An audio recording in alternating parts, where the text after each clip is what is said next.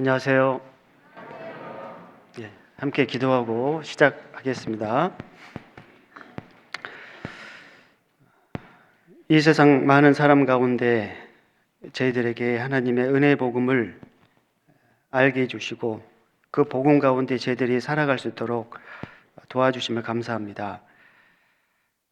오늘 주님의 그 은혜로 함께 거듭난 이 지역의 형제 자매님들 한 자리에 모여서 서로 교제할 수 있는 그 은혜를 또한 허락해 주셨습니다. 주님께서 오늘 하루를 하나님의 풍성한 사랑으로 더욱 축복해 주시고 그 은혜 가운데 저희들이 매일 살아갈 수 있도록 영육 간에 주님의 인도함을 받고자 합니다. 오늘 교제에 참석을 해야 되지만 여러 사정 가운데 참석하지 못한 믿음의 식구들 어디에 계시던 간에 주님께서 그 은혜로서 함께 해주시고 교회 가운데 온전히 연결될 수 있도록 주님께서 도와주시길 원합니다. 뿐만 아니라 오늘 함께하는 이 주일 말씀 시간에 저희들에게 필요한 하나님의 뜻을 발견케 해주시고 믿음의 분량대로 이해할 수 있도록 주님께서 도와주시길 원합니다. 말씀의 시작부터 끝까지 주 성령님께 의지합니다. 예수님 이름으로 감사하며 기도드렸습니다. 아멘. 시편 133편입니다.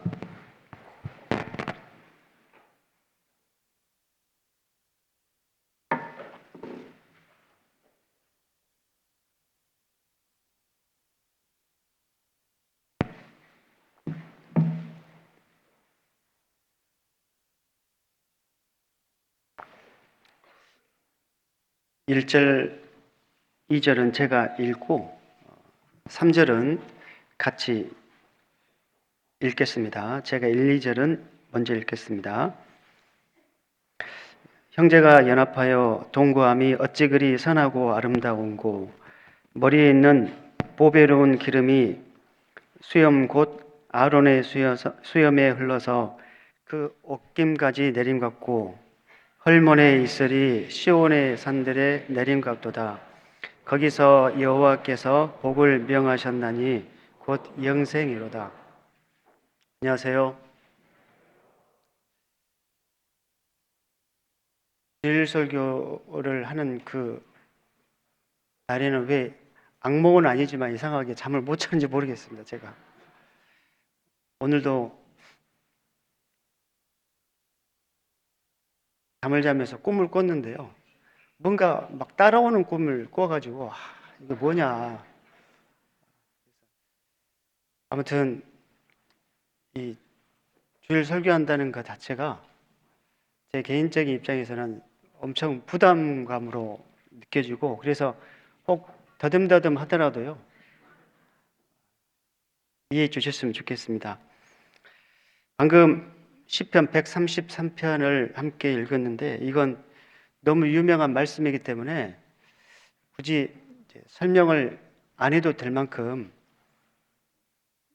아마도 우리 구원받은 형제 자매님들께서 이 시편 133편은 거의 다 외우고 계신 분들이 상당히 많은 성경 구절입니다.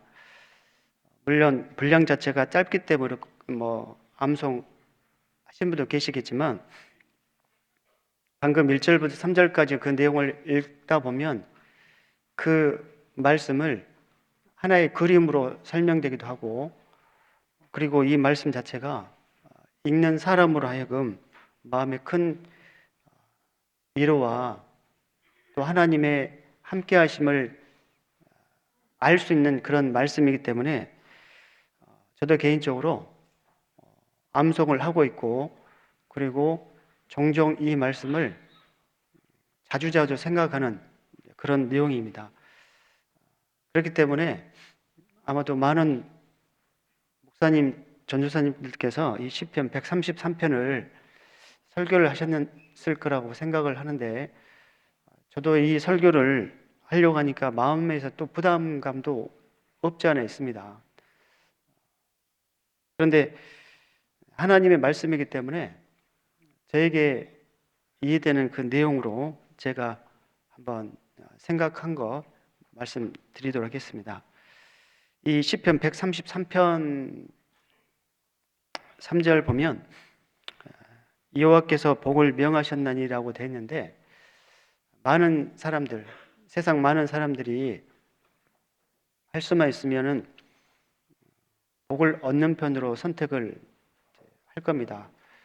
그래서 이 세상을 바라다 보면 어떤 사람은 복을 많이 받고 태어난 사람, 어떤 사람은 그렇지 못한 사람이 있는데, 그러다 보니까 의견이 이제 자연스럽게 양분되는 것도 현실이고요. 아마 최고의 복이, 이 세상 사람들이 생각하기에 최고의 복이 돈 많은 집안에서 태어나는 그런 것들을 꼽지 않을까. 예전에 없었던 그런 단어들이 사람들의 생각이 이제 모아짐으로 말미암아 생겨났던 그 단어 중 하나가요. 제가 청년 때만 하더라도 없었던 단어가 금수저였거든요. 근데 몇 년 전부터 그런 단어가 금수저 혹은 흙수저 이런 단어가 생겨나가지고 이게 무슨 뜻인지 잘 몰라가지고 인터넷을 찾아봤더니 좋은 집안, 돈 많은 집안에 태어난 사람과 그렇지 못한 사람을 나타내는 이제 그런 표현이더라고요. 그런데 이제 사람들이 부러워하는 그와 같은 복을 받고 태어난 사람들의 가정사를 보게 되면 좋은 내용보다는 좋지 못한 내용들이 일어나는 것도 사실입니다. 그래서 정말 돈이 많은 사람들이 재산 분할 때문에 부모님과 자식들이 다툼을 갖기도 하고 형제들 간에도 다툼을 갖는 경우도 있지 않습니까? 성경은 돈을 사랑하지 말라고 했고 일만하게 뿌리라고 했는데, 그런 거 보니까 이 세상 사람들이 좋아하는 그리고 선호하는 그런 복이 진정한 복이 아니더라. 또 어떤 사람들은 머리가 똑똑하면 복을 받을 거라고 생각을 하는데요. 설교를 준비하는 과정 속에서 이 세상에서 가장 머리가 똑똑한 사람, 특히 우리나라 제일 머리 똑똑한 사람이 누군가 봤더니 40대 이후부터는 이해할 만한 이름이 있어요. 그 이름이 누구냐면 김웅룡이라고 하는 그 사람이 있습니다. 김웅룡. 그분의 IQ가 210이에요. 우리 세 자리 가기도 힘들 때가 있지 않습니까? 210이랍니다. 그래서 어느 정도의 그 IQ냐. 제가 이거 자료 준비하다가 회의감이 느꼈어요. 그래가지고 생후 6개월부터 말을 했대요. 예를 들어서 돌 지나는 우리 아이들 엄마 아빠 해도요, 우리 천재다 이런 말 하잖아요. 뭐 남들 아이들보다 조금이라도 더 빨리 뒤집기 하면 우리 아이가 특별한 능력이 있다 이런 생각을 하지 않습니까? 3살 때요. 3살 때 가르치지도 않았는데 영어, 독일어, 일본어, 한국어를 읽었다는 거죠. 좌절감 느끼지 않습니까? 제가 수학이 진짜 젬병이거든요, 젬병. 근데 수학은요, 머리가 안 돌아가요, 수학은. 제가 초등학교 2학년 제 딸 산수를 풀어주다가 망신을 당한 적이 있었거든요.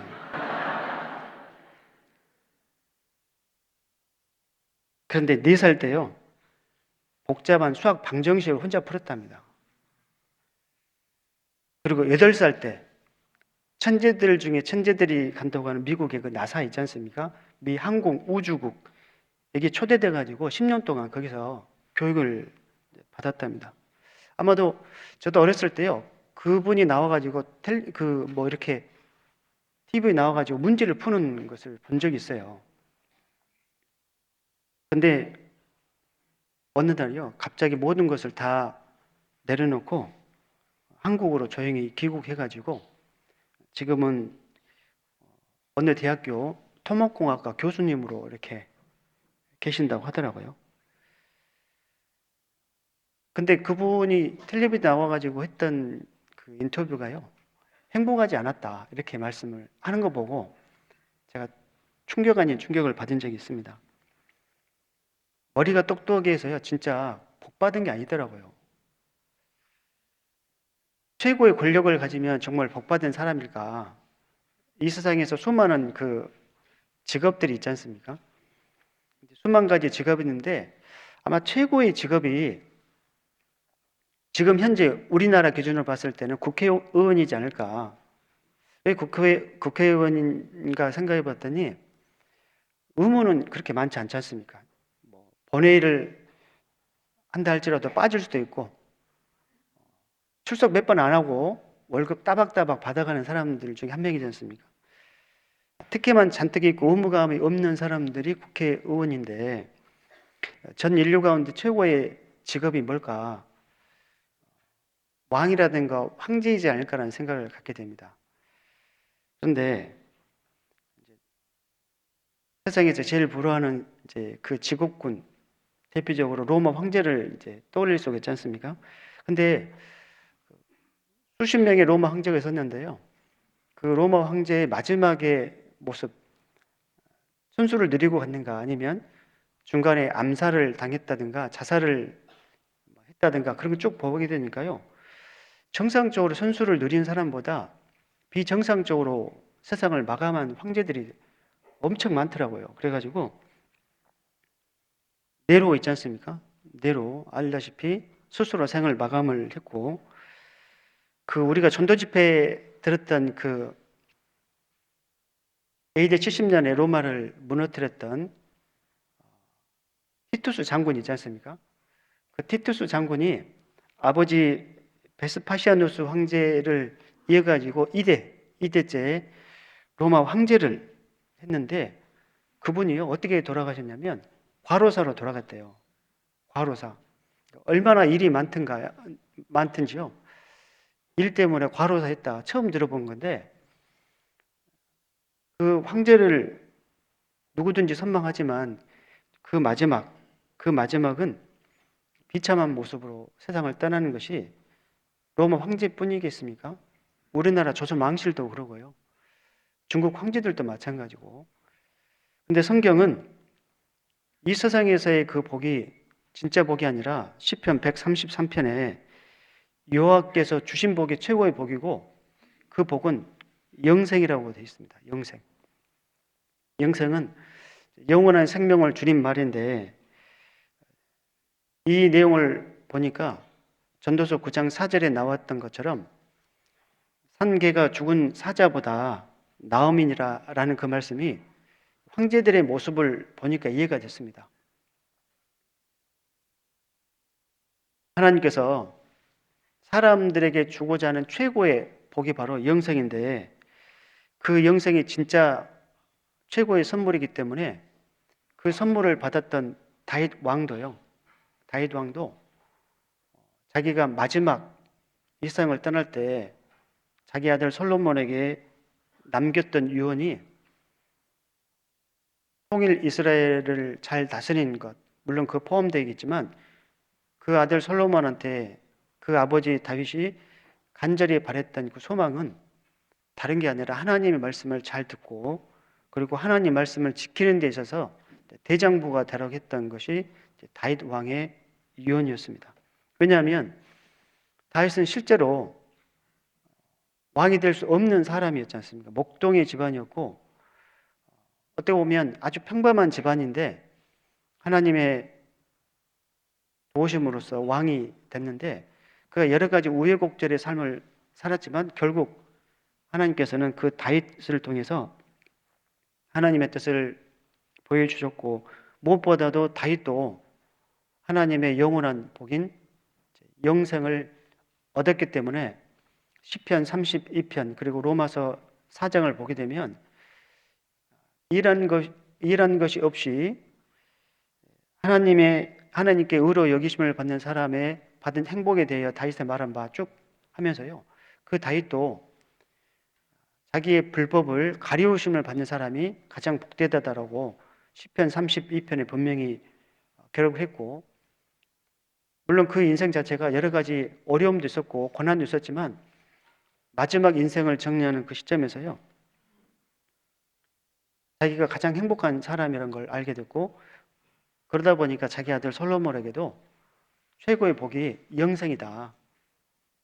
그리고 영생을 받은 사람이 그 하나님의 뜻을 잘 지키는 것이 마땅하다라는 유언을 남겼던 거죠.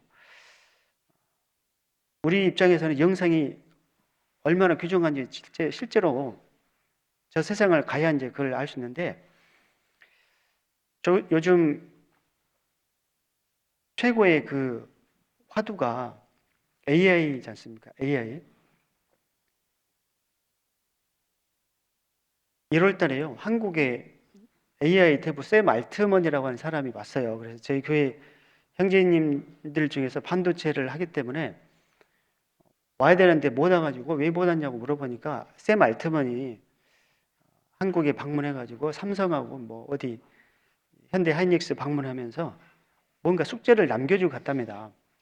그래가지고 앞으로 세상이 이렇게 바뀔 거니까 그 회사가 준비를 할 수 있으면 좋겠다. 뭐 이런 식의 숙제를 남겼답니다. 근데요, 그 AI 대부 샘 알트먼이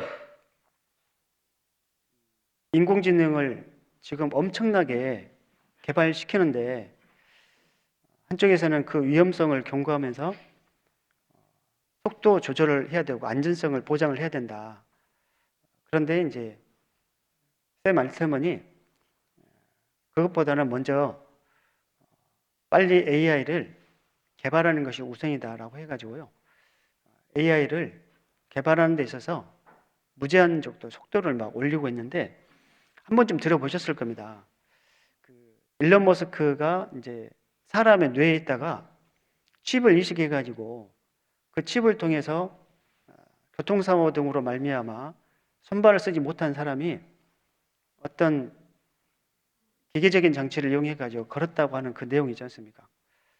그걸 본 적이 있는데 그 내용을 보니까 샘 알트먼도 그렇게 AI를 개발하는 데 있어서 무제한의 속도를 올리는 그 이면에 그 중심에 가요.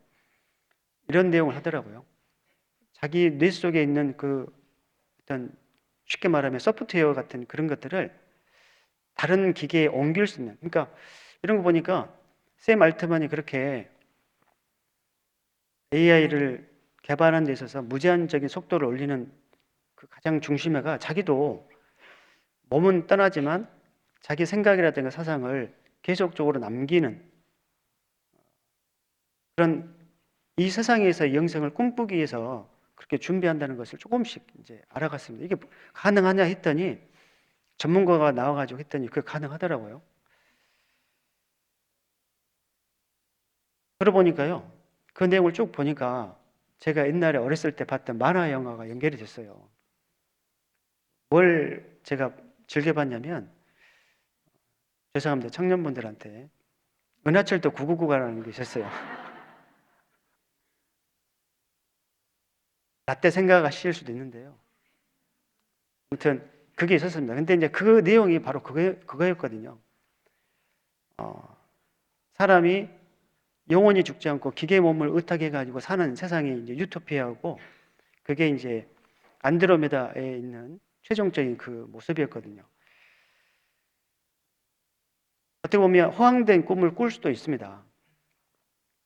자기 나름 하나님을 배제하면서 영생을 꿈꾸는 사람들이 이제는 더 이상 공상 소설에서나 등장하는 게 아니라 우리가 살고 있는 세상에서 그런 것을 꿈꾸고 계획하는 사람들이 있다는 거죠.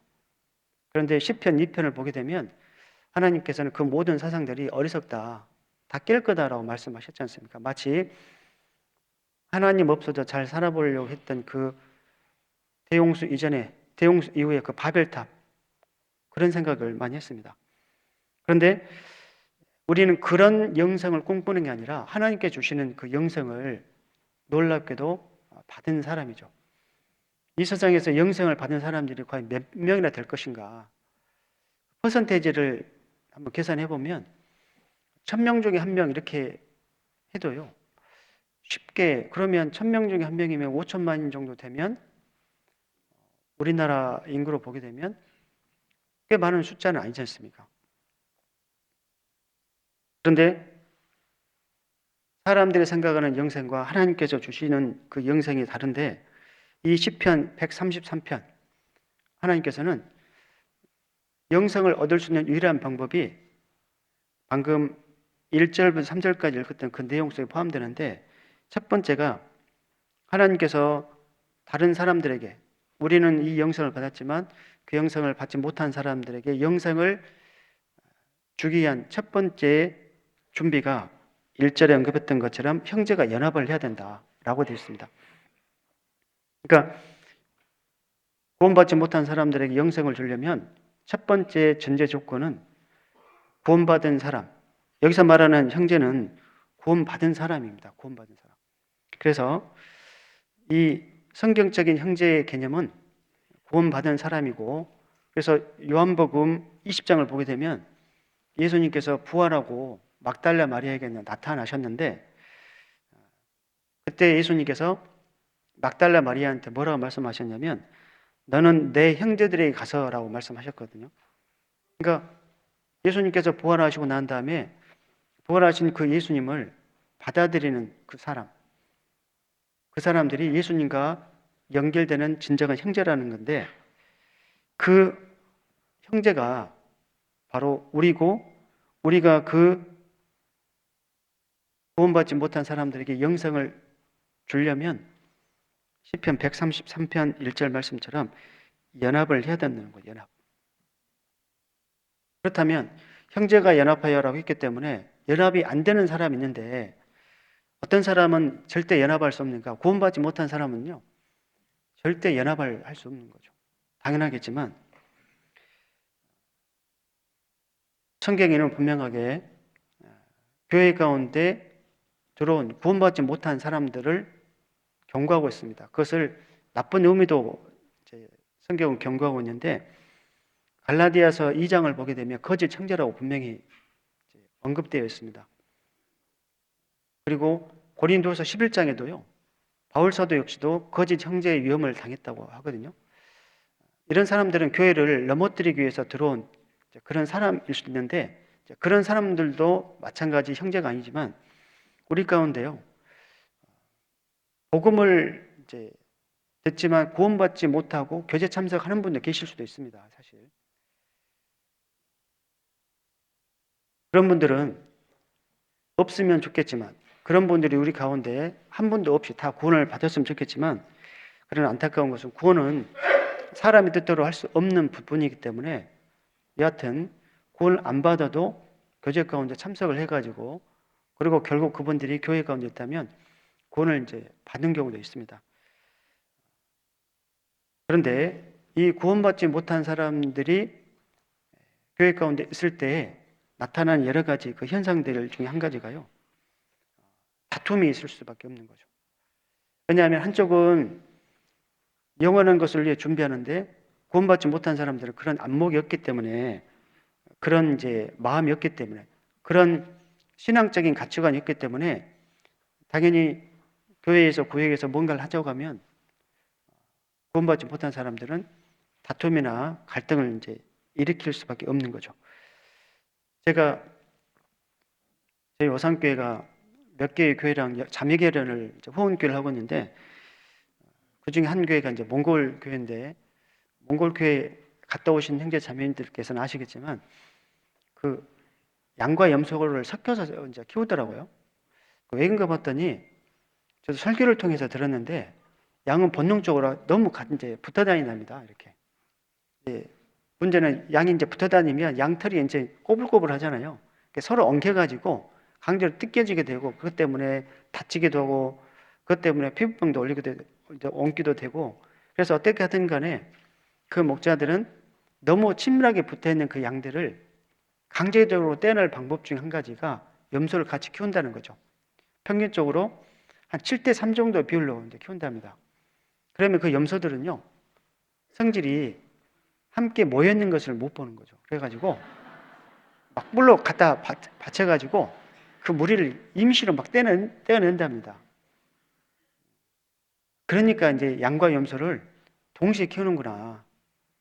이런 것처럼 우리 가운데도요, 간증은 분명하지만 삶의 변화가 전혀 없는 분들이 있을 수가 있습니다.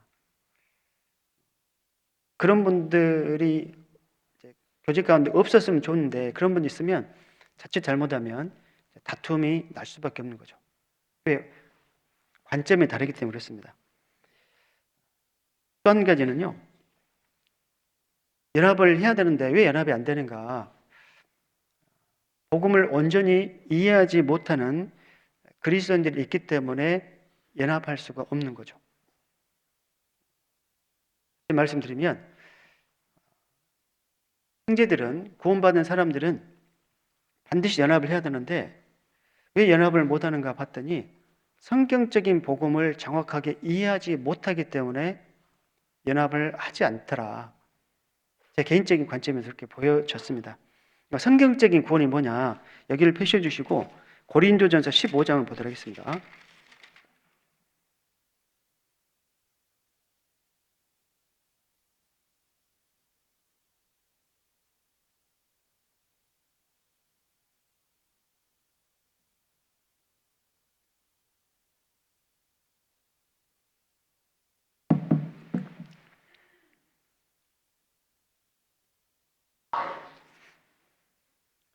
고린도전서 15장 1절부터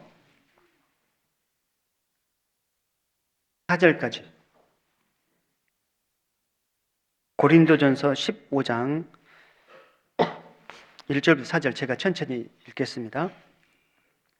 형제들아, 내가 너희에게 전한 복음을 너희로 알게 하노니 이는 너희가 받은 것이요 또 그 가운데 선 것이라. 2절입니다. 너희가 만일 나의 전한 그 말을 굳게 지키고 헛되이 믿지 아니하였으면 이로 말미암아 구원을 얻으리라. 내가 받은 것을 먼저 너희에게 전하였노니 이는 성경대로 그리스도께서 우리 죄를 위하여 죽으시고. 4절 같이 읽겠습니다. 장사 지낸 바 되었다가 성경대로 사흘 만에 다시 살아나사. 성경대로 우리가 구원관이 뭐냐? 성경대로 받은 구원이 뭡니까? 누군가가 물어본다면 정확한 그 질문에 대한 답이 고린도전서 15장 3절 4절이 그 해답일 수 있습니다. 그런데 이 3절 4절 보니까요. 3절 보면 내가 받은 것을 너에게 전했다. 바울 사도는 누구에게 이 복음을 받았습니까? 예수님한테 직접 받았지 않습니까? 사도행전 9장 보게 되면 시리아 다메섹에서 구원받은 그리스도인들을 잡아도 된다는 그 공문을 받기 위해서 갔던 이 바울 사도 앞에 예수님께서 나타나가지고 그 바울 사도에게 진정한 회개의 기회를 줬지 않습니까? 그리고 그 바울 사도가 사도 아나니아를 만나서 십자가에 못 박아 죽였던 그 예수님이 구약 시대에 바로 우리가 기다렸던 구원자라는 것을 이해해 주니 그때 이제 바울 사도가 구원을 받았지 않습니까? 그러고 난 다음에 이 바울 사도가 자기가 받은 구원은 창작물이 아니다. 사람의 머릿속으로 쓴 거 아니다. 이게 이제 갈라디아서 1장 내용인데 정확하게 예수님한테 받은 거죠. 그래서 바울 사도가 예수님한테 받은 복음을 어떻게 하든 간에 받은 그대로 전달하기 위해서 애를 많이 썼습니다. 그런데 이 고린도전서는 성경의 제목처럼 바울 사도가 2차 전도 여행을 하는 과정 속에서 고린도 지역에 머물면서요. 그때 복음을 전했지 않습니까? 2차 전도 여행이 3년인데 그 3년의 절반을 고린도 지역에서 머물면서 복음을 전했습니다. 성경 보니까 1년 6개월 동안 바울 사도가 고린도 지역에 머물면서 그들에게 복음을 전했습니다. 사도행전 19장 보게 되면 바울 사도가 그 도란노 소원에서 제자들을 따로 불러가지고 그들을 가르쳤다는 내용이 나오는데 전승에 하면 도란노 소원에서 바울 사도가 그 지역에 에베소 그 지역에서 가르칠 때 매일이요 오전 11시부터 오후 4시까지 5시간을 2년 동안 계속 내리 가르쳤다는 거죠. 전승이기 때문에 이게 맞냐 틀리냐 이렇게 생각할 수 있겠지만 바울 사도의 신앙의 열정은 충분히 가능하겠다. 그 사도행전 20장 보게 되면 바울 사도가 밤낮으로 일하고 가르쳤다고 되어 있지 않습니까? 요즘 뭐 일타 강사 막 그런 내용이 나오잖아요. 일타 강사. 수능을 이제 준비하는 학생들한테 뭐 국어든지 영어든지 뭐 수학이라든지 뭐 과학이라든지 뭐 사회라든지 이런 특정한 수능 과목을 잘 가르치는 여러 교사들 중에 단연코 첫 번째 탑이 바로 일타 강사라고 합니다. 그런 면에 봤을 때 바울 사도는 복음을 전하는 데 있어서 일타 강사가 분명하지 않습니까? 문제는요, 아무리 일타 강사의 강의를 듣는다 할지라도 어떤 사람은 자기가 원하는 그 성적을 낼 수 있지만 어떤 사람은 일타 강사에게 뭐 수업을 받든 아니면은 평범한 선생님한테 받든 성적이 전혀 변화되지 않는 경우도 있지 않습니까? 이와 같이 어떤 교회는 바울 사도에게 3주 동안 배워도 신앙생활 잘하는 교회가 있고 어떤 교회는 무려 1년 6개월 동안 배웠음에도 불구하고 고린도 교회 형제 자매들 중에 이런 사람이 이제 있었다는 거죠. 15장 12절 보도록 하겠습니다. 바로 한 장 넘겨보면 12절 있습니다.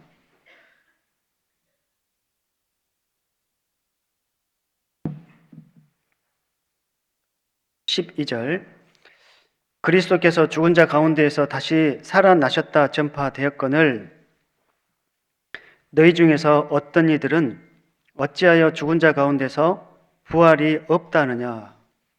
제가 고린도전 15장 읽다가요 가장 이해가 안 됐던 내용이 바로 12절이었습니다.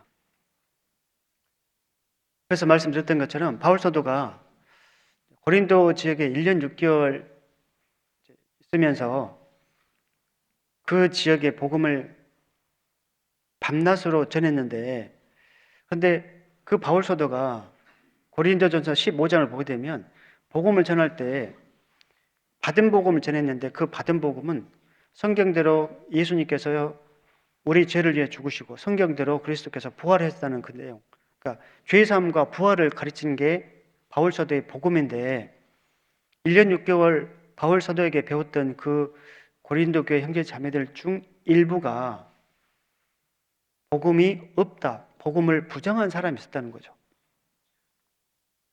그래서 제가 이걸 이해해 보려고요 관련 주석을 봤더니 관련 주석도 여기에 대해서 명확하게 설명을 안 해놨더라고요.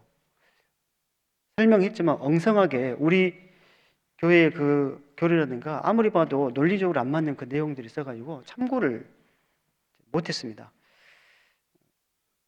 그런데 이제 제가 이거 보니까 제 나름대로 생각을 해보니까 세 부류에 해당되지 않을까라는 생각을 해봤는데 첫 번째는 바울 사도에게 구원을 받았지만 예수님이 그랬던 것처럼 그들도 다 구원을 받은 건 아니었다.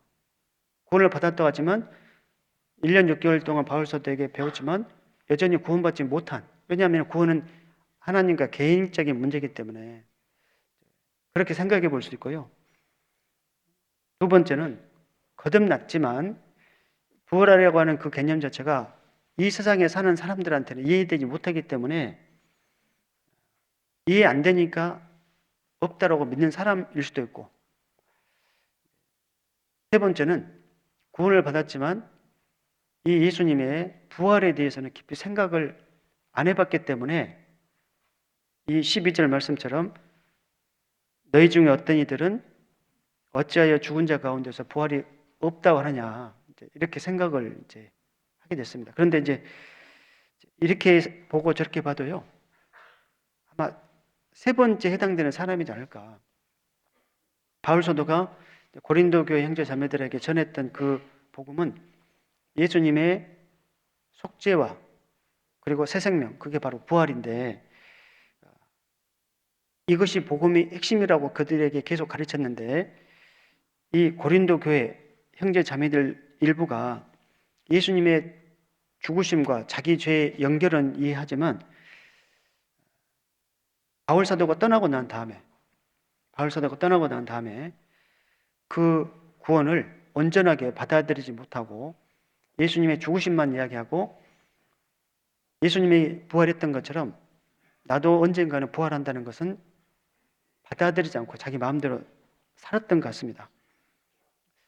그러니까요, 온전한 구원에서요, 죄사함은 받아들이고 부활은 받아들이지 않기 때문에 반쪽짜리 어떤 구원의 개념으로서 연결이 됐습니다.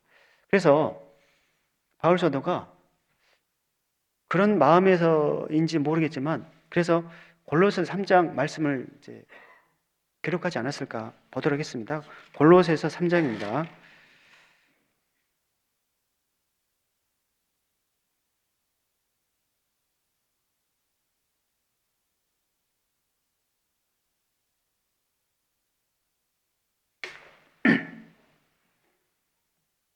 골로새서 3장 1절 2절입니다. 3장 1절 그러므로 너희가 그리스도와 함께 다시 살리심을 받았으면 위의 것을 찾으라. 거기는 그리스도께서 하나님 우편에 앉아 계시느니라. 위의 것을 생각하고 땅의 것을 생각하지 말라라고 되어 있어요. 바울 사도가 그들에게 복음을 전하고 구원받은 그리스도인들은 분명히 부활이 있는 사람들이기 때문에 이 골로새서 3장 1절 2절 말씀처럼 위의 것을 생각하고 위의 것을 잡고 땅의 것을 생각하지 말라고 되어 있는데 고린도 교회 형제 자매들이 1년 6개월 배웠지만 바울 사도가 떠나니까 예수님의 죽으심과 자기 죄는 연결됐지만 부활에 대해서는 그렇게 살고 싶은 마음이 없었기 때문에 부활을 일부러 부인하면서 살았지 않았을까라는 생각을 이 말씀을 통해 연결을 해봤습니다. 그러니까 땅의 것을 찾았던 거죠. 구원을 받았어도 어떻게 하면 고린도 교회 형제 자매들이 이 세상에서 잘 먹고 잘 사는가, 이 세상에 대한 그런 계획을 가지고 살았던 거죠. 그럼 이것을 우리에게 연결을 시켜보면 우리가 구원을 받고 이 세상에 소망을 두고 사는 게 아니라 영원한 것에 소망을 두고 살아야 되지만 그래서 구역 모임이라든가 조모임 때 그런 내용의 간증, 회별 모임 때 그런 간증을 하지만 실제적인 모습, 정말 그 간증처럼요.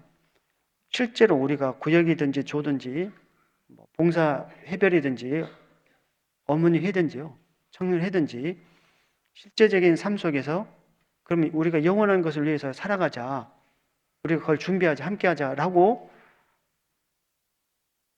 교제 인도하는 형제 자매님께서 이야기하지만 과연 몇 명이나 그 영원한 것에 대해서 진짜 마음의 준비를 하면서 투자를 하고 준비를 하는가 이렇게 생각해 보니까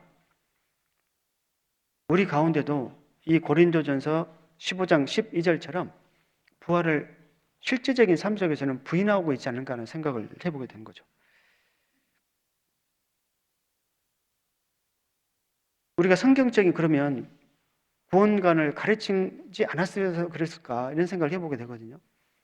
왜냐하면 받은 것을 가르쳐야 되기 때문에 그러면 이제 저도 마찬가지로 내가 반쪽짜리 구원만 가르쳤나라는 생각을 해보게 되는데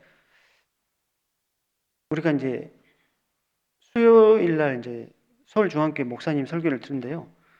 설교를 내용 보면 다 예수님의 죽으심과 부활을 설명을 하지 않습니까? 설교 자체가 산자와 죽은 자지 않습니까? 산자와 죽은 자.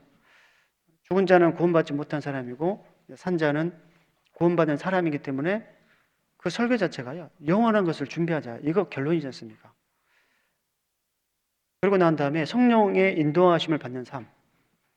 동일하게 예수님의 죽으심과 부활. 거듭난 사람은 성령의 인도하심을 받는 사람이다. 말씀대로 살아야 된다. 그 말씀이 이제 우리가 영원한 세계에 우리가 들어가는 것을 계속 가르치지 않습니까?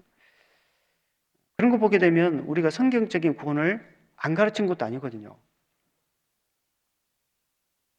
성경은 구원받은 사람은 반드시 세상과 구별해야 된다고 되어 있습니다. 구별해야 된다. 구별돼야 된다. 고린도후서 6장입니다.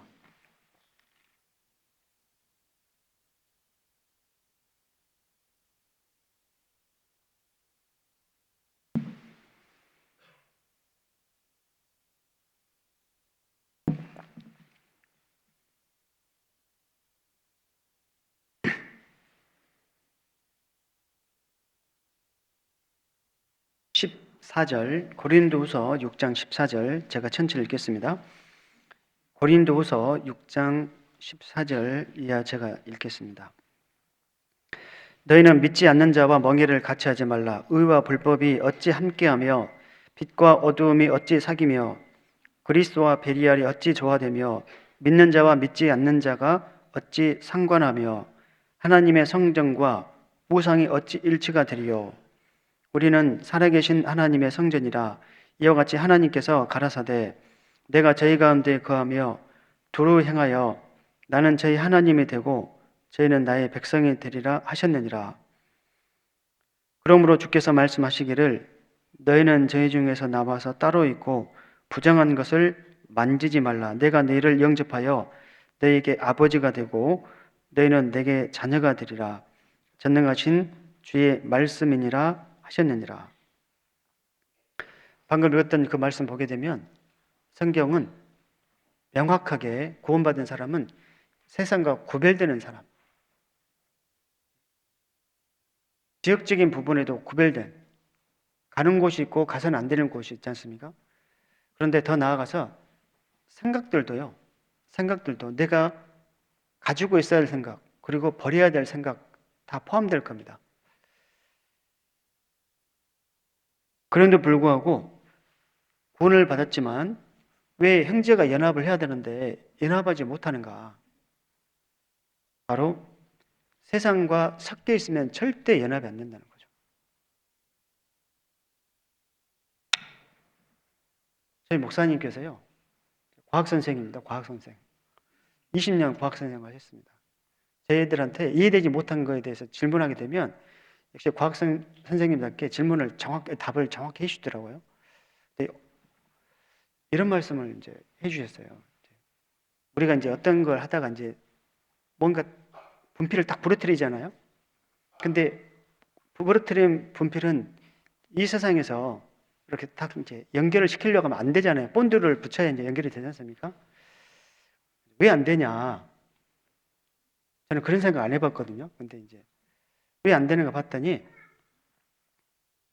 우주에서는 그게 된다는 거죠. 우주에서는요. 예를 들어서 분필을 부러뜨려 가지고 이렇게 딱 연결시키면 다시 붙는답니다. 근데 왜 이 세상은 안 되냐? 이 세상에서는요. 분필을 부러뜨리는 순간에 부러뜨리는 그 단면에 산소가 결합이 돼 가지고 쉽게 말하면 불순물이 섞이게 되면 절대 붙지 않는다. 그걸 설명해 주면서 이제 이 고린도후서 6장에 대해서 섞여 사는 그리스도인들이 왜 교제에 다시 붙기 어렵냐? 그게 이해가 되더라고요. 우리는 연합된 사람인데 그러면 쉽게 말하면 수술을 말하면 어떤 부위를 도려내는 부분이 있고 다시 결합시키는 부분이 있는데 구원받은 그리스도인들은 연합체인데 어떤 사람은 탁 달라붙는데 어떤 사람은 이렇게 달라붙을 수 있는 모든 조건이 있음에도 불구하고 연합되지 못하는가? 분필을 보니까 이해가 된 거죠. 산소가 들어가게 되면 불순물이 낀 거랑 마찬가지이기 때문에 붙지 못했던 것처럼 구원을 받았지만 이 교제 가운데 연결되지 못한 사람들은 세상으로부터는 뭔가 불순물들이 있기 때문에 온전하게 연합되지 못한다. 구원받은 그리스도인은 반드시 연합을 해야 됩니다. 에스라와 느헤미야 성경을 보면 그 에스라 선지자와 느헤미야 선지자가 가장 싫어했던 게 뭐냐? 섞여 사는 거지 않습니까? 바벨론에서 모든 걸 포기하고 왔는데 기껏 예루살렘과 이스라엘 땅에 왔는데 그들이 거기에서 적당히 살다가 이제 그 주변에 있는 사람들과 연합을 함으로 말미암아 이스라엘 전체 공동체가 큰 피해를 이제 입을 뻔했지 않습니까? 느헤미야 13장에도 이 이스라엘 사람들과 그리고 그 주변에 있는 사람들이 섞여 삶으로 말미암아 벌어졌던 그 일들이 어떤 일이든지 어떤 일이 있었는지 정확하게 이제 기록해 놓고 있는데요. 섞여 사는 사람들을 신약 성경, 구약 성경은 이렇게 설명했습니다. 호세아 6장 보도록 하겠습니다.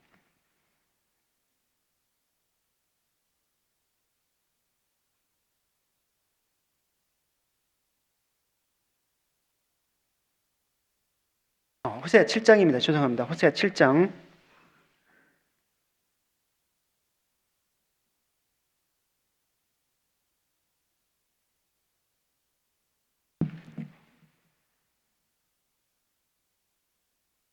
호세아 7장 8절입니다. 구약성경 1262페이지에 있는 호세아 7장 8절. 짧기 때문에 같이 읽겠습니다. 에브라임이 열방에 혼잡되니 저는 곧 뒤집지 않은 전병이로다. 오산 제가 온 지 7년 차인데요. 고용모임 혹은 조모임 참석을 해가지고 식사를 하는데 일산교회도 그런지 모르겠지만 그 식사 준비하시는 자매님들께서 전을 자주 이렇게 준비하시는 것을 봤습니다. 우리 자매님들께서도 그런 요리를 잘 하시는데 방금 읽었던 호세아 7장 8절 보게 되면 에브라임은 북이스라엘을 대표하는 지파인데 그 북이스라엘이 마치 전으로 보면 한쪽은 타서 먹지 못하고 한쪽은 익지 못해서 먹을 수 없는 그런 상태가 됐다는 거죠. 적당하게 되면 뒤집어야 되는데 한쪽이 너무 눌려 있어서 그 부분이요 불이 타가지고 이렇지도 못하고 저렇지도 못하는 그런 상태로 바뀌었다는 거죠.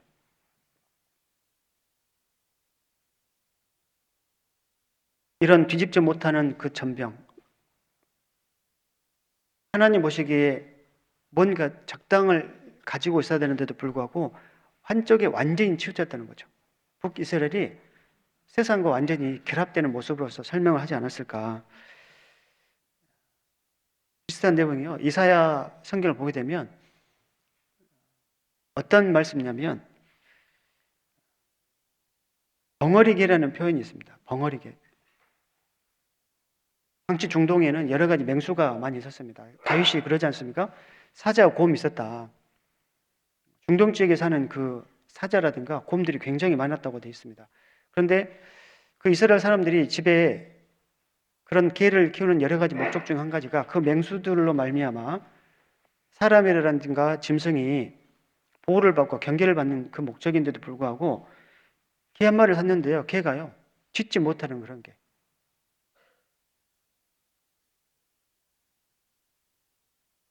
마찬가지로 구원을 받은 그리스도인들이 왜 연합을 못하냐. 형제가 연합하여 동거하며 어찌 그리 선하고 아름답다고 했는데도 불구하고 구원받은 그리스도인들이 교회와 연결될 수 있는 연합할 수 있는 준비가 된에도 불구하고 왜 못 되냐. 분명히 그 부분에 있어서 불순물이 들어있기 때문에 온전하게 연합되지 못한다. 세상을 버리지 못하고요.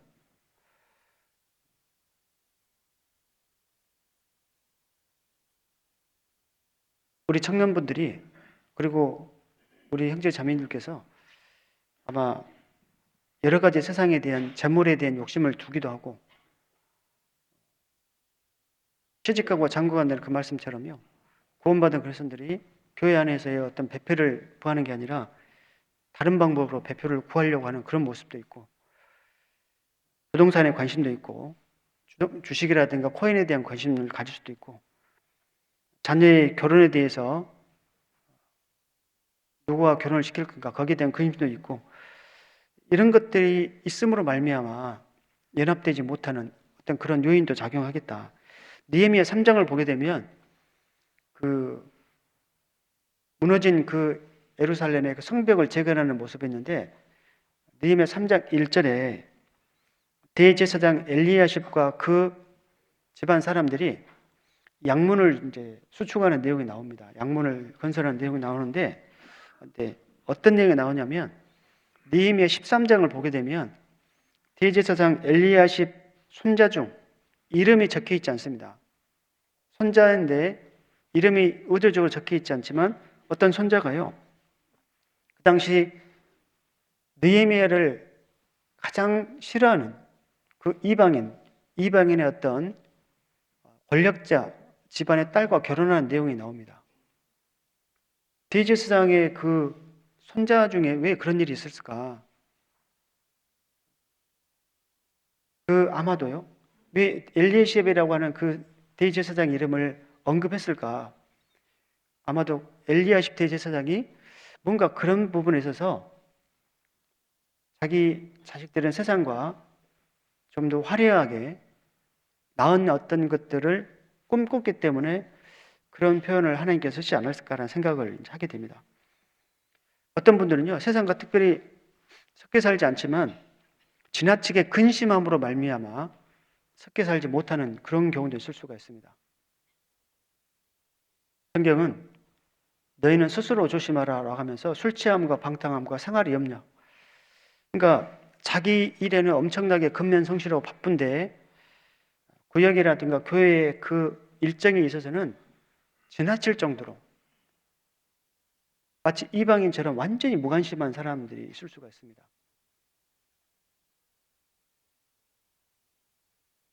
그러면 세상에 섞여 살든지 아니면은 여러 가지 근심 걱정 때문에 연합을 하지 못하든지 그러면 성경은 반드시 구원받은 그리스도인들이 손해본다고 되어 있습니다. 특히 구원받은 사람과 구원받지 못한 사람이 섞여 살 때 성경은 명확하게 구원받은 사람이 손해본다. 우리가요, 어떤 물건을 살 때요, 그냥 사지 않고 인터넷 검색해가지고 싼 거 사지 않습니까? 최저가 막 사지 않습니까? 그래가지고 어떻게 하는 게 가장 뭐 싸게 그래야 뭔가 이렇게 뿌듯함을 느끼기도 하는데 영적인 부분에서만큼은 전혀 계산을 하지 않는다는 거죠. 영원한 것에 대해서는 말 그대로 영원한 거지 않습니까? 영원한 것은 영원토록 연결되는데 거기에서 손해보는 것은 별로 관심을 안 갖는 거죠.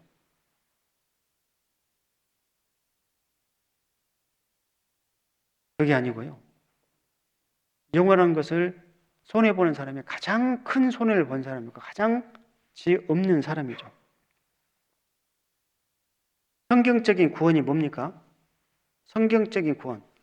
예수님께서 성경대로 우리 죄를 위해 죽으시고 성경대로 죽은 자가 부활했다. 사도행전을 한마디로 뭘로 정리할 수 있을까? 예수님의 죽으심과 부활하심이지 않습니까? 사도행전 24장 보도록 하겠습니다. 사도행전 24장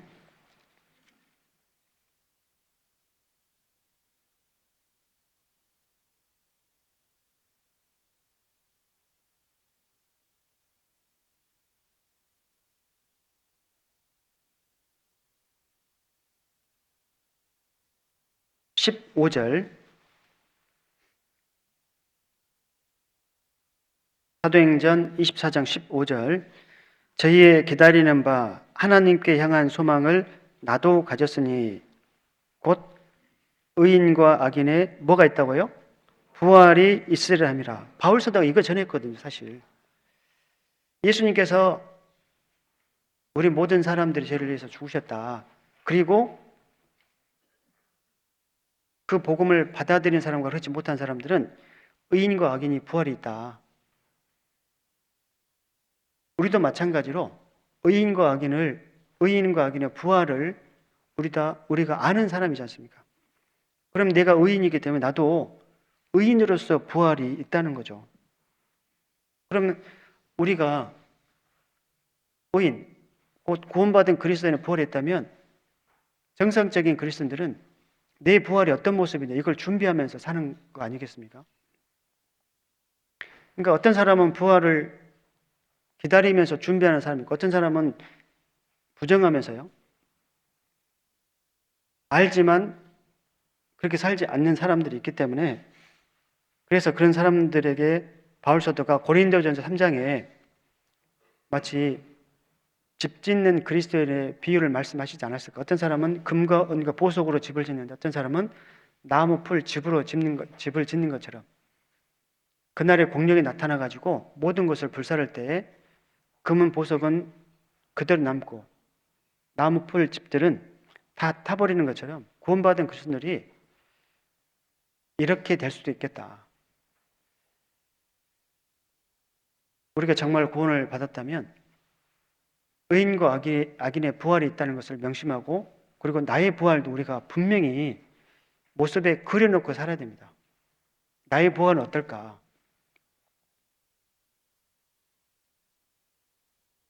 시편 133편을 보게 되면 진정한 교회, 그게 영생인데, 형제가 연합하여 동거하며 어찌 선하고 아름다운 고라고 하면서 3절에 그게 바로 영생인데, 그 시편 133편을 보니까요. 그러면 연합이라고 하는 것은 하나님을 부르는 사람인데, 그 하나님의 부르심을 입은 사람들이 그들 가운데 나타나는 분명한 결과물이 영생인데, 이 내용을 보게 되면 하나님께서 보시는 진정한 교회는 생명이 태어나는 곳이다 라고 연결시킬 수가 있지 않습니까? 제가요, 그 일산교회 중심으로 해가지고 일산교회 중심으로 과연 몇 개의 교회가 있는가 봤어요. 일산교회 딱 중심 찍어놓고 네이버 지도에서 교회를 딱 치니까요, 그 지도상에서 교회라고 표시되어 있는 그것들이 다 표시가 되더라고요. 한 70개 이상 되더라고요. 아마 반경을 더 넓혔다면 더 많은 교회가 있을 겁니다. 이 일대에 그렇게 많은 교회가 있는지 저는 몰랐습니다. 그러면 그 일산교회에 그렇게 많은, 이 일산교회 주변으로 많은 교회가 있는데 어떤 교회가 진짜 교회냐? 성경적인, 그러니까 하나님께서 인정하시는 교회, 하나님께서 함께 하시는 그 교회, 바로 영생이거든요. 영생. 예를 들어서 우리가 교회라고 하지만 우리 가운데 구원의 역사가 없다. 그러면 우리는 교회가 맞지만 하나님의 기준을 봤을 때 온전한 교회라고 보기는 어렵지 않습니까? 영생이 있어야 되는데. 새로운 생명이 계속 태어나는 곳이 진정한 교회라고 할 수 있습니다. 왜냐하면 생명은 생명에서부터 나오기 때문에 그렇지 않습니까? 구원받지 못한 사람은 절대 구원을 설명할 수가 없다는 것이 사도행전 8장 보게 되면 집사 빌립과 에티오피아의 그 내시의 관계를 통해서 알 수 있지 않습니까? 마찬가지로 우리 교회가 진짜 하나님께서 함께하는 교회다라고 하는 그 분명한 촉도가 실제로 우리 가운데 구원의 역사가 있는가, 이것을 우리가 면밀하게 검토하는 거죠. 그러니까 이런 부분은 우리가 민감하게 생각을 해야 됩니다. 예를 들어 2023년도에 우리 교회가 몇 명이 새롭게 구원을 받았는가 점검하는 것도 하나님께서 우리 일산교회를 들어서 얼마만큼 사랑하시는가, 반대로 말하면 우리가 얼마만큼 영생을 위해서 연합을 했는가, 이것을 알려주는 분명한 척도라고 할 수 있습니다. 반대로요, 모든 것이 지금 갖춰져 있지 않습니까? 제가 예전에 그 은평교회에서 이제 있었는데, 그 당시 교사 봉사를 하고 있었는데, 그때 이제 지금은 권역이 많이 나눠졌는데, 그때 이제 일산교회 그리고 은평 여기 몇몇 교회가 수부권으로서 묶여져 있었어요. 그래가지고 1년에 이제 한두 번 정도 이렇게 모였는데, 일산은 가까웠기 때문에 자주 제가 몇 번 왔던 것 같습니다. 근데 제가 그 당시 일산교회 2000년대 초반, 2000년부터 해가지고 2010년 있었는데요. 그때 제가 일산교회 왔을 때는 건물 하나만 있었거든요. 근데 제가 와서 보니까 몇 개 더 생겼더라고요, 건물이.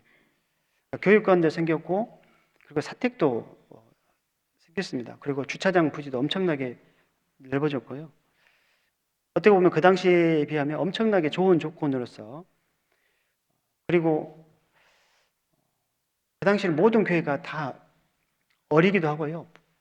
그리고 뛰어나지 못했습니다. 제가 그 당시 있었던 은평교회도요, 찬양대 실력이 좋지 못했습니다. 다 똑같거든요. 근데 제가 오늘 일산교회 찬양대 들으면서요, 야, 엄청나게 잘하구나.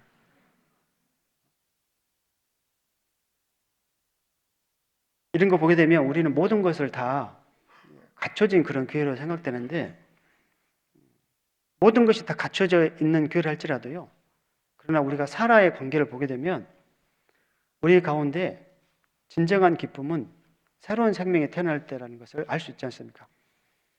그 아브라함의 아내 사라가 모든 걸 다 가지고 있었는데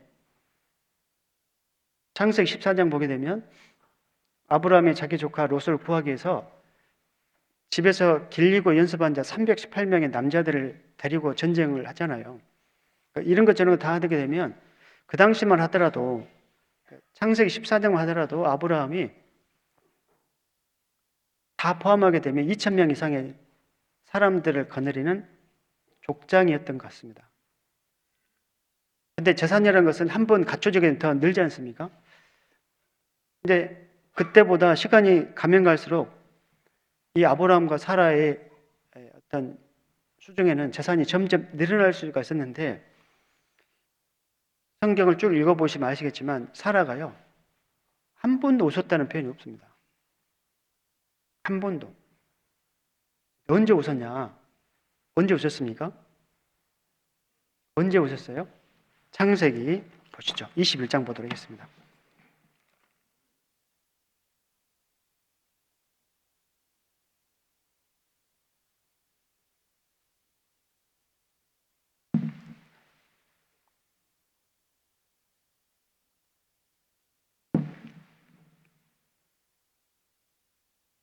(5절) (6절입니다) 창세기 21장 5절 제가 읽겠습니다. 창세기 21장 5절 아브라함이 그 아들 이삭을 낳을 때 백세라. 6절 같이 읽겠습니다. 사라가 가로되 하나님이 나로 웃게 하시니 듣는 자가 다 나와 함께 웃으리로다. 그 전까지만 하더라도 모든 것이 다 갖춰져 있음에도 불구하고 사라는 한 번도 웃은 적이 없었는데 왜? 아브라함과 사라 사이에 생명이 없었지 않습니까? 이제 21장에 드디어 그 사라가 활짝 웃었습니다. 그때 아들 이삭을 낳을 때였습니다. 성경은 사람이 태어나면 반드시 기쁨이 있다. 그래서 사람들이 또 자녀를 낳게 된다. 마찬가지로 우리 교회가 예를 들어 예전에 비해서 엄청나게 좋은 조건으로서 성장한 것은 맞습니다. 마치 사라는 교회를 예표하기 때문에 제가 20년 전에 봤던 일산교회랑 지금은 규모적인 면에서라든가 형제 자매님들 그 구원받은 숫자라든가 그런 면에서 봤을 때는 굉장히 성장을 한 게 맞는데 그런데 문제는 우리 가운데 구원의 역사가 점점 떨어지고 있다. 구원받은 사람들이 점점 약해지고 있다라고 하면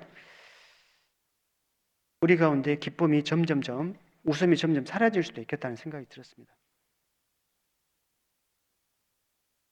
사람 난 기쁨이 있기 때문에 다시 엄마들이 자녀를 낳은 것처럼 우리가 집회를 준비하는 것은 많이 어렵지만 부담이 되지만 그럼에도 불구하고 우리가 여러 가지 형태의 집회를 준비하는 것은 그때의 진정한 기쁨과 즐거움이 있다.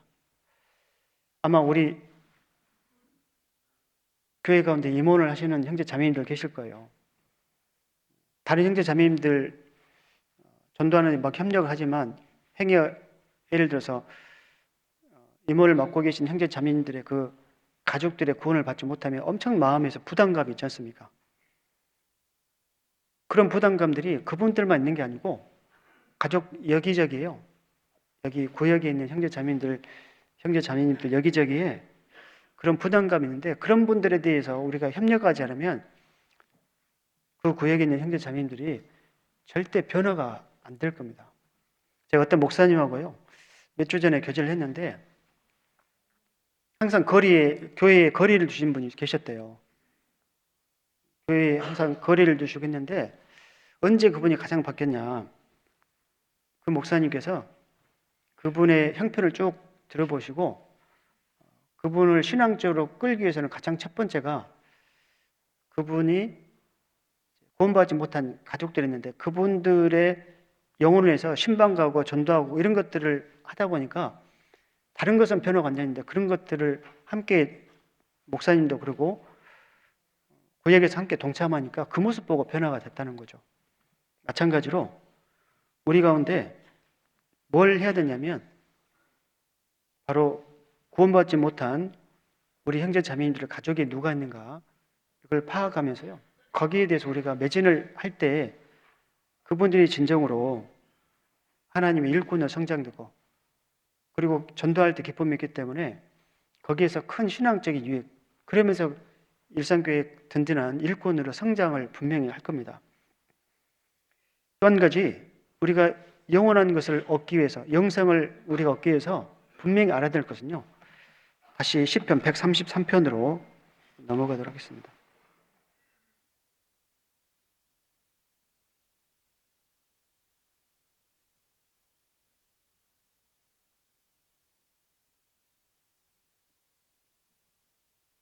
시편 133편 1절입니다. 형제가 연합하여 동거하며 어찌 그리 선하고 아름다운고. 이 말씀 보게 되면 연합이라고 하는 이 단어를 보게 되면 연합은 둘 이상을 의미하지 않습니까? 우리가 영원한 생명을 여기저기 태어나기 위해서는 반드시 연합이라는 그 말씀 속에 둘 이상의 하나의 마음으로서 설명을 할 수 있는데 만약에 연합을 하고 싶어도 만약에 구역에서 연합이 없다. 예를 들어서 구역에서 여러 가지 일이 있는데 어떤 경우는요. 구역장이 혼자 나와서 일하는 경우 있어요. 어떤 경우는 조장이 혼자 일을 할 때가 있습니다. 어떤 경우는 구역 식구들이 많았는데 겨우 임원 몇 명이 나와가지고 그 봉사하는 경우 봤습니다. 절대 그 속에서는요. 생명이 태어나지 않을 겁니다.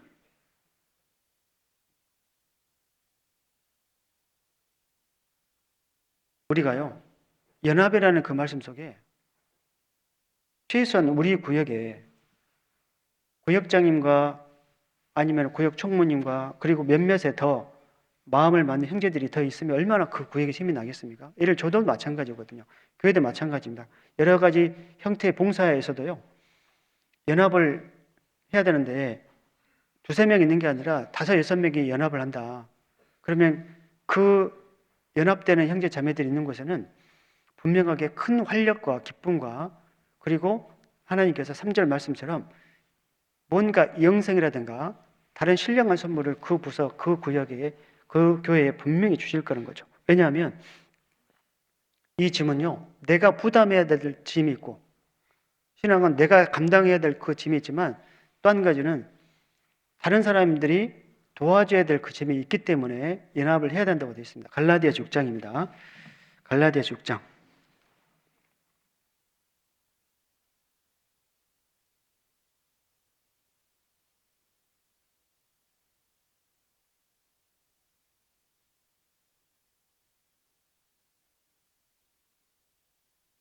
갈라디아서 6장입니다.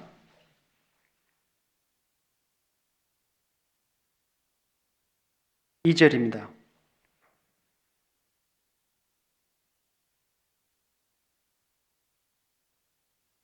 갈라디아서 6장 2절 제가 읽겠습니다.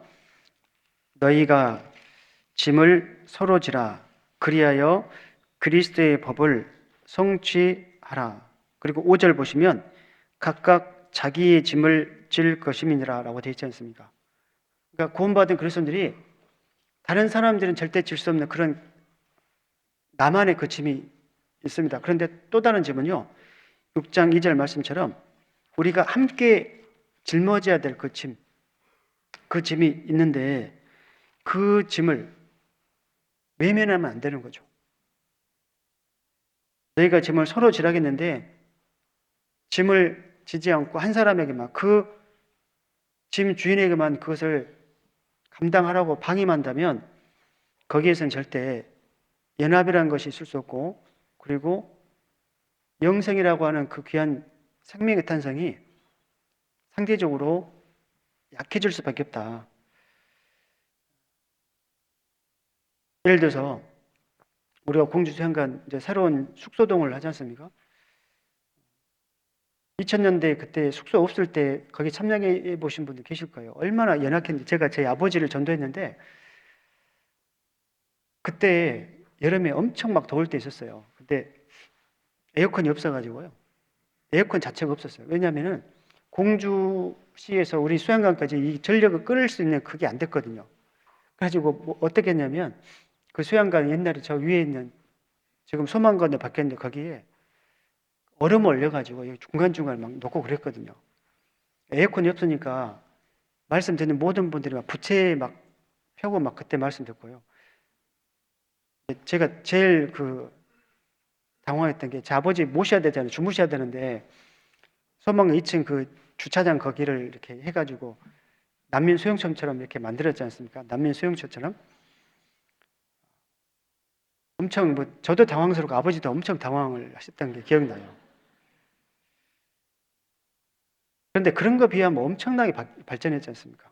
왜냐 전국 교회가요 자기 역할을 나눠가지고 함께 연합을 하니까 서로 짐을 지니까요 그 힘이 엄청나게 나왔던 것처럼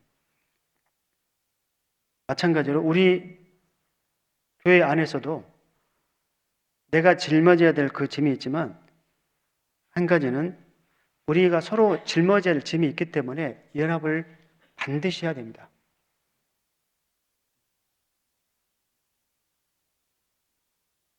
이런 연합, 내가 연합을 해야겠다. 이것은 절대 누가 시켜서 되는 건 아니었습니까? 예수님께서 말씀하시기를 두세 사람이 내 이름으로 모인 것에 나도 함께 있겠다. 그러니까 어떤 구역에, 어떤 조에, 어떤 교회에서 생명이 태어났다. 절대 저절로 그런 현상이 나타나지 않고 그것을 위해서 물밑에서요. 그 연합하는 그런 힘들이 있었기 때문에 하나님께서는 그것을 보면서 두세 사람이 내 이름으로 모인 곳에 나도 함께 하겠다는 그 약속을 하셨기 때문에 그런 일들이 그 교회, 그 교회에 생겨났던 거죠. 언제 자원할까? 언제 그런 자원하는 마음이 옵니까? 성경은 이 복음이 어떤 것인지 아는 사람들, 그러니까 나에게 이 복음을 준 하나님 어떤 분이 아는 사람들이 자원에서 나오는 거죠. 자원에서. 하나님께서 가장 아름답게 보시는 게요. 자원하는 거 아니겠습니까? 이스라엘 사람들이 하나님께 5가지 제사를 드렸지 않습니까? 번제, 그리고 소제, 화목제, 그리고 속건제, 속죄제 드렸는데 이 속죄제와 속건제는 의무적으로 해야 됩니다. 제를 지을 때 의무적으로 해야 되는데 번제, 소제, 화목제는 자원제로서 해도 되고 안 해도 되는데 특이한 것은요. 이 하나님께 번제, 소제, 화목제를 드리고 싶은 사람은 누구든지 드려도 된다고 했는데 그 3개의 제사에는 드리는 그 제사 형태마다 향기롭다는 표현을 하셨거든요. 향기롭다. 속죄제와 속건제는 향기롭다는 표현이 없는데 번제와 소제와 그리고 화목제의 그 제사로는 하나님께서는 향기로운 제사다 이렇게 말씀하셨습니다. 레위기 1장입니다. 신약성경 레위기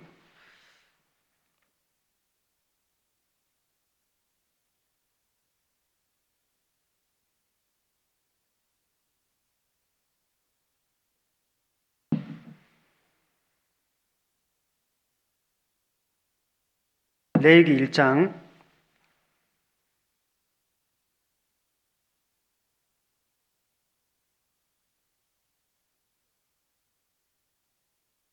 레위기 1장 1절입니다. 여호와께서 회막에서 모세를 부르시고 그에게 일러 가라사대 이스라엘 자손에게 구하여 이르라 너희 중에 누구든지 여호와께 예물을 드리려거든 생축 중에서 소나 양으로 예물을 드릴지니라. 1장은 번제에 대한 내용인데요. 번제를 드리면 9절 보시면 그 내장과 정갱이를 물로 씻을 것이요 제사장은 그 전보를 단 위에 불살라 번제를 삼을지니 이는 화제라 여호와께 향기로운 냄새니라 라고 되어 있어요. 번제는 드려도 되고 안 드려도 되지만 누구든지 자원해서 누구든지 하나님께 번제를 드리게 되면 그 번제를 하나님께서는 향기롭게 받는다는 거죠. 2장에도요. 2장 2절에 보시면 2장 1절부터 제가 또 읽겠습니다. 누구든지 소재의 예물을 여호와께 드리려거든 고운 가루로 예물을 삼아 그 위에 기름을 붓고 또 그 위에 유향을 놓아 아론의 자손 제사장들에게 가져올 것이요 제사장은 그 고운 기름 가루 한 줌과 그 모든 유향을 취하여 기념물로 단 위에 불사를 지니 이는 화제라 여호와께 향기로운 냄새니라 라고 되어 있습니다. 그리고 3장 보면 화목제인데요. 1절 보면 사람이 만일 화목제의 희생을 예물로 드리되 서로 드리려거든 숫것이나 암것이나 흠 없는 것으로 여호와 앞에 드릴지니 그러면서 5절 후반절 보시면 여호와께 향기로운 냄새니라 라고 되어 있거든요.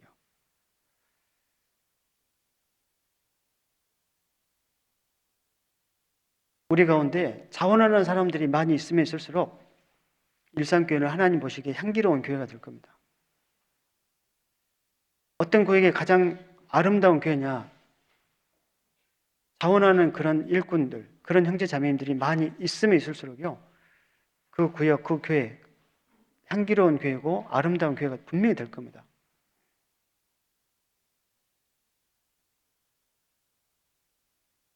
어떻게 해야 되냐? 어떻게 형제가 연합을 해야 되냐? 그 답이 동구입니다, 동구. 같이 사는 거예요. 예를 들어서요, 우리가 생각해보면 일주일에 주일만 오는 형제가 있었고 일주일에 특별한 일 없으면 교회당에 오는 형제가 있다고 가정했을 때 어떤 형제, 예를 들어서 일주일에 한 번 오는 형제와 일주일에 시간 있을 때마다 교회당 오는 그 형제와 우리가 생각해 보면 어떤 형제가 교회랑 더 연합할 수 있겠는가? 예를 들어 구역으로 보게 되면 구역장이면 일주일에 한 번 보는 그 형제님과 매일 보는 형제님이 있다고 가정했을 때 어떤 형제들이 더 연합하기 더 쉽겠는가? 뭐가 정답입니까? 자주 만날수록 더 연합을 하지 않겠습니까? 근데 성경은요, 형제가 연합하여 이런 일을 하기 위해서는 반드시 동거해야 된다. 그러니까 시간만 날 때마다 서로 연락하면서요, 서로 가정사를 이야기하고 서로 뭔가 하나님의 신령 것들 위해서 준비하는 그런 모습이 있을 때 거기서 역사가 될 겁니다. 어떤 형제님이요, 어떤 사업을 하시는데 그 형제님 하는 사업장이요, 형제님들이 들락날락 계속 하시더라고요. 그러니까 참새로 보면 방앗간이죠, 그냥. 처음에 그렇게 그런 게 아니었는데 그 구원받고 형제님이 뭘 하시는 분인데 올 때마다 그 일을 봐주면서 그분이 올 때마다 뭐 교제할 수도 조그만 다과 같은 거, 아주 조그만 거, 커피라든가 하면서요, 이렇게 준비를 했답니다. 근데 또 오고 또 하는 과정 속에서 이 형제님 교제를 이제 하면 이제 좋잖아요. 그래서 이제 또 이제 조금 더 이렇게 하다 보니까 자꾸 그 형제님 그 사업장에 구원받은 형제들이 자주자주 모여가지고 이런저런 교제를 쭉 나누면서 결국 결론은 그렇게 함으로 말미암아 우리가 그러면 구원받은 그리스도는 우리가 뭘 해야 될 것인가, 교회를 위해서 어떤 걸 우리가 해야 될 것인가, 그런 쪽의 교제를 했다는 거죠. 연합을 어떻게 해야 되는가? 동거. 우리가 가족이 있으면 가족 매일 보지 않습니까? 마찬가지로 우리가 동거를 하기 위해서는 구역에 있는 형제님들끼리 시간만 나면 날수록요, 자주 연락해가지고 모이는 거죠. 어떤 교회가 예를 들어서 진짜 그 힘있게 하나님께 역사하는 교회인가 딱 보면요, 예를 들어서 수양간 뭐 봉사를 한다. 저희 이제 오사는 그건 선물이라고 해야 될지 어떻게 될지 모르겠는데 수양관과 가까운 교회예요. 수양관하고. 수양관과 가까운 게 복이지 않습니까? 근데 복인과 동시에 또 뭔가 숙제를 주셨어요. 그래가지고 수양관에서 가까운 교회들이 1년에 5번 청소를 하는 봉사를 주셨어요. 청소. 좋습니까? 안 좋습니까? 자매님들 좋습니까? 안 좋습니까? 형제님들은요?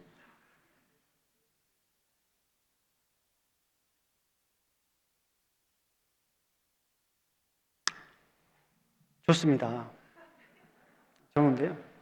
처음에는 그것을 5번 하는 게 참 쉽지 않거든요. 제가 이제 일정을 이제 계획을 하는데 5번을 할 때 제가 처음에 충격받았어요. 이거 진짠가? 아, 진짜 5번 봉사를 처음에는 한 번 하는 줄 알았거든요. 한 번 하면 다른 교회가 한 번 하고 일산에도 한 번 오고 막 그럴 줄 알았거든요, 제가. 근데 해마다 똑같아요. 청소하는 교회 딱 지정해야 나옵니다. 제가 순간 좀 육신적인 마음이 올라왔어요. 이게 우산을 뭘로 보고 곰곰이 생각해 보니까요. 이것도 좋은 거일 수도 있겠다. 근데 저희 목사님 모셔가지고 제가 이야기했더니 저는 좀 불평을 하면서 이야기했더니 엄청 좋은 거 아니냐. 그래가지고 좋은 거라면 이제 우리가 좋은 쪽으로 해석을 해야 되잖아요. 그래서 이제 전에는 그런 이제 봉사가 있을 때 어머니 회의에서만 이제 평일날 갔어요. 근데 이제 어떤 구역에서 시키지도 않았는데 일정이 안 맞다 보니까 토요일날 가는데 어떤 구역에서 자매님들만 가다가 토요일날 가자고 보니까 형제님들이 이제 간 거예요. 이렇게 시간 되신 거나 어떤 교회에서 한두 명 와가지고 봉사하고 어떤 교회에 또 한 명 오다 보니까 점점점 숫자가 늘어가지고요. 이번 2월달 전도연 수련대 갔더니 70명이 갔더라고요. 그러니까 70명 가니까 자매님들이 가다 보면 힘들기도 하고 무거운 걸 해야 되는데 일꾼 된 형제들이 가니까요. 그 형제님들이 뭐 어려운 거 무거운 거 봉사를 막 하니까 전에는 한 3시간 걸렸던 봉사가 1시간 반으로 줄여가지고 쉽게 오더라고요. 아마 목사님이 그걸 의도하지 않았을까 하는 생각이 됐어요.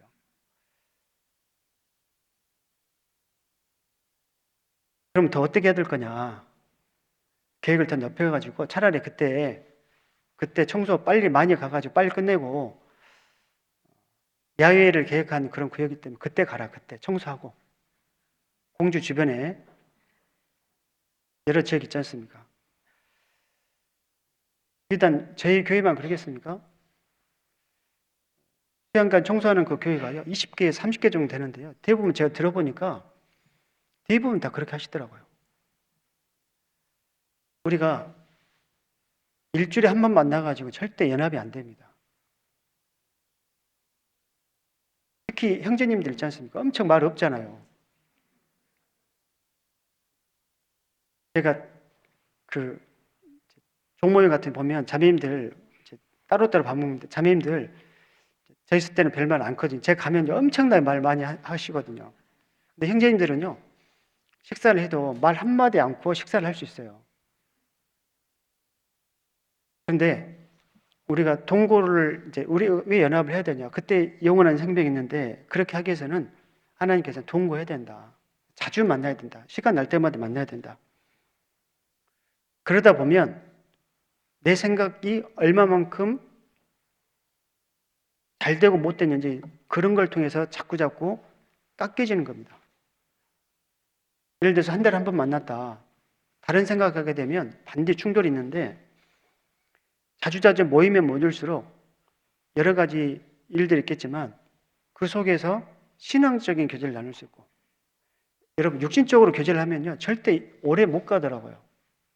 만나가지고 신앙적인 교제하고 연합을 위해서 교제하면 그 교제는 금방 계속 나아갈 수 있는데 육신적인 교제, 세상적인 교제를 하게 되면 하다가 더 끊겨지게 되고 그리고 그렇게 하는 그 형제 자매들 사이에서 뭔가 좋지 못하는 모습이 있는데요. 그렇지 않고 하나님 것을 위해서 우리가 연합하고 그것을 위해서 자주자주 모이는 그 동거를 하게 되면 반드시 그 속에서 하나님의 큰 역사가 있습니다. 산에 있는 돌은 날카롭잖아요. 그런데 바다에 있는 돌은 아주 매끈매끈합니다. 제가 작년에 8월 달인가 9월 달인가 어느 지역교회 설교를 갔어요. 근데 그 교회 옆에 조그만 차로 20분 정도 가게 되면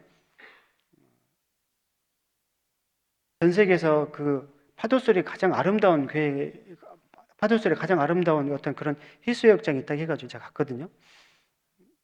갔더니 파도가 탁 치는데요. 파도가 치면 탁 오는데 그 해수욕장은 모래로 되어 있는 게 아니라 몽돌이로 해가지고 조그만 돌들이 있어요. 돌들이 연결돼가지고 해수욕을 이루는데 물이 들어오면서 나가는 과정 속에서 그 돌과 돌끼리 부딪히는 물속에 부딪히는 그 소리가요. 사람을 하여금 가장 마음에서 우리 ASMR 하지 않습니까? 가장 평강하게 그 소리를 낸다고 하는데 제가 소리를 들어보니까 정말 그렇더라고요. 그 돌이 처음부터 그렇게 아름다운 소리를 냈을까? 아닐 겁니다. 물을 만나니까 그런 거 아니겠습니까? 마찬가지로 우리가 동거를 하다 보면 형제들끼리 자주도 모이다 보면 그 속에 연합이 생기고 그 속에서 2절 말씀처럼 성령님께서 그 가운데 역사를 하십니다. 우리가 지금보다 더 힘있게 살아보자. 신앙은 절대 혼자 안 되지 않습니까?